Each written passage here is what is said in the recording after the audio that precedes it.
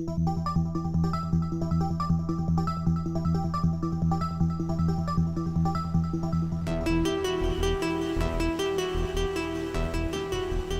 folks, how you doing? Hope you're keeping well. So I've had a couple of questions in about the sword, and it also ties in, we were doing a bit of sword work pre-lockdown as well. So again, a couple of the guys have asked questions about some of the work we were doing there. Now, I did a video a little while back on why training with the sword is a good idea, so I'm not going to cover all that ground again, but just to say there are a lot of benefits to be gained from training the sword.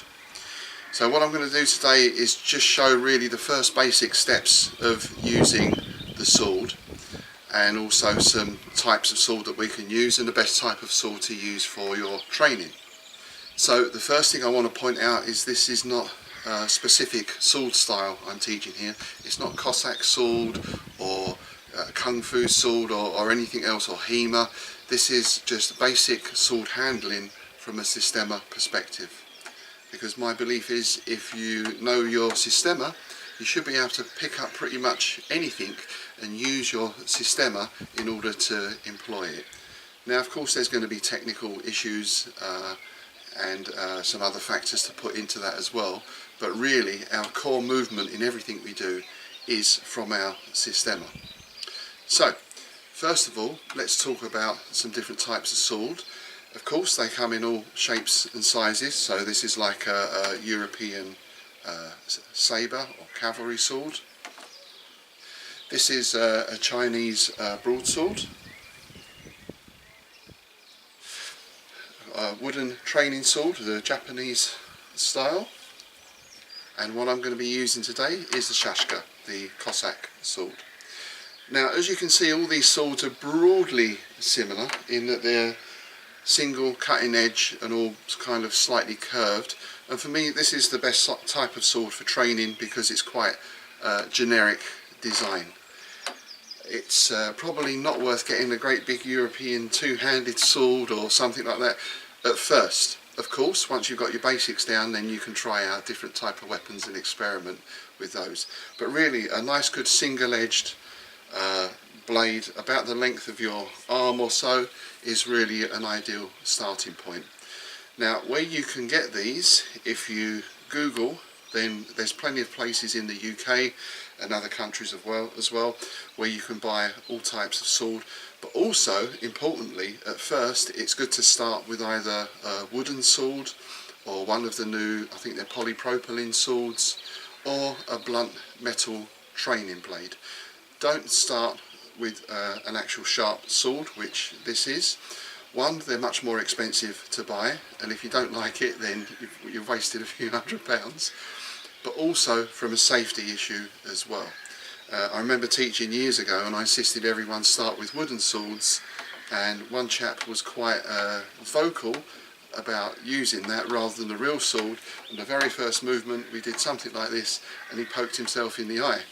So I said, right, that's why we've got wooden swords and not real ones.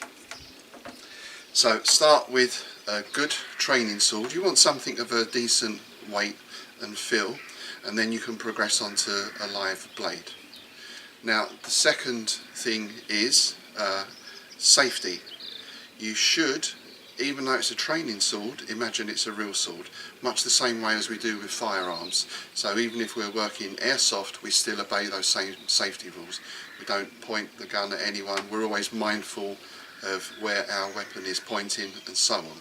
So what I'm going to do today is show you some ways of carrying the sword that are safe, and also get you into an idea of handling the sword. But the basic rule should be pretty much like the gun. You don't point the sword at people. You always carry it in such a way that you know where the point and the edge are facing.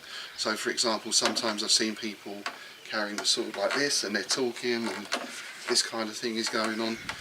Just keep the sword in close to you. Always be aware where the point is, always be aware of where the edge is. That way we should be okay. It will build in good habits for later on.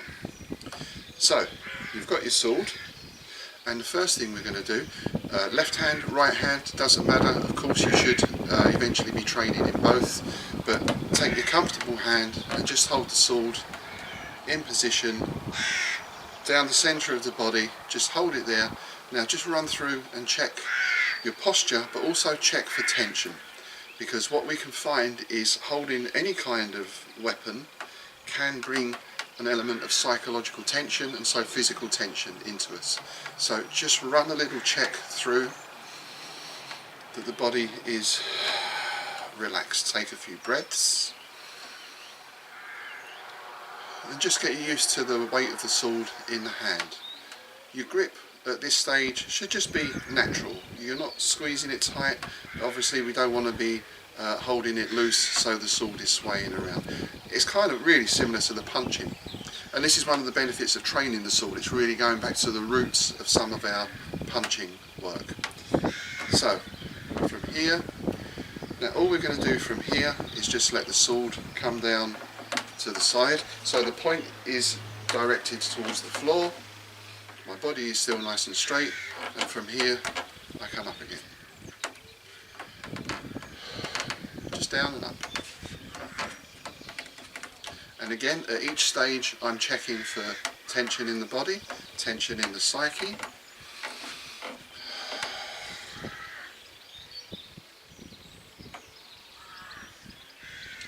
So we're just going to do this a few times. Now if you want, if you've got space and everything else, you can be walking around a little, because of course the other thing we want to avoid in Systema is getting kind of planted in place.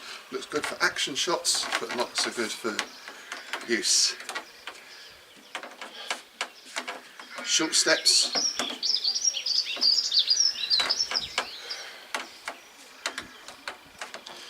Just a little movement backwards and forwards, sideways, wherever. Again, always checking for that tension.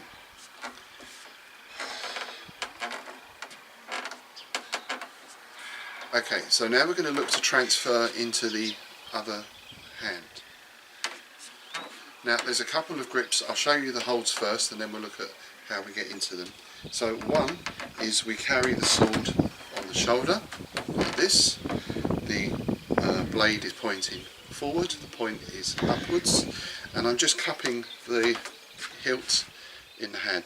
There are some specialised grips here in some styles, but all we really need to do is make sure we've got a nice comfortable grip there.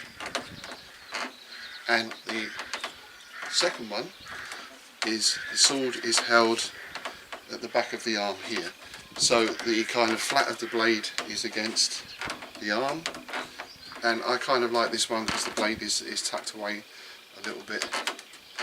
Again, point upwards.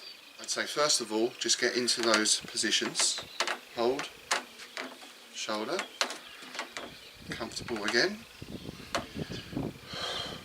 then take it in the right hand and transfer. So you're kind of holding the sword down like this, and the flat of the blade comes up against the arm and hold.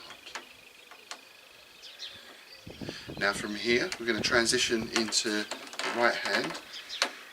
Again, I'm being aware of where that point is going, so I'm not going to do this in a crowded space, but I'm going to keep this movement as small as I can. Transfer to the other hand and take the sword down. Take the sword up, transfer to the other hand, so blade to the shoulder and down. And as the hand comes down, that blade just swivels so the edge is forward. Now the next one might take a little bit of practice, and this is where you definitely need your wooden or plastic sword, because we're coming out and rotating round. I'll go through that again. So we transfer, point down, point up, shoulder, flat of the blade, into the hand. As the hand drops down, edge forward, circle, flat of the blade against the arm, and down. Transfer, up, flat of the shoulder, flat of the blade on the shoulder, edge forward, circle, flat of the blade against the arm, and down.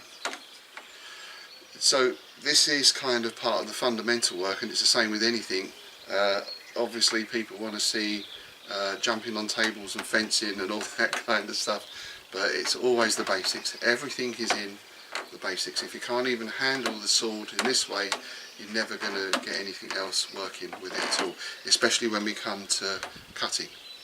So once again, let's start with our sword down to the floor, and we relax.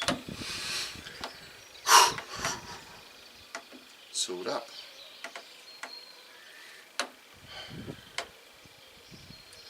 Flat of the blade to the shoulder, drop it into the hand, hand comes down, edge forward, circle, flat of the blade to the arm. Now of course you can hold in each position, or you can just get used to doing this as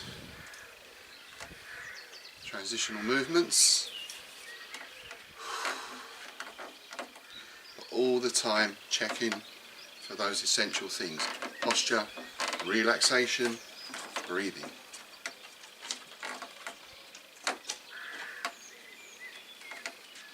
So there we go, there's a few movements to get you started. As I say, if you haven't got a sword to hand, then you can work this with a stick as well, or if you look online, I'm sure you'll find loads of places where you'll be able to buy a good training sword.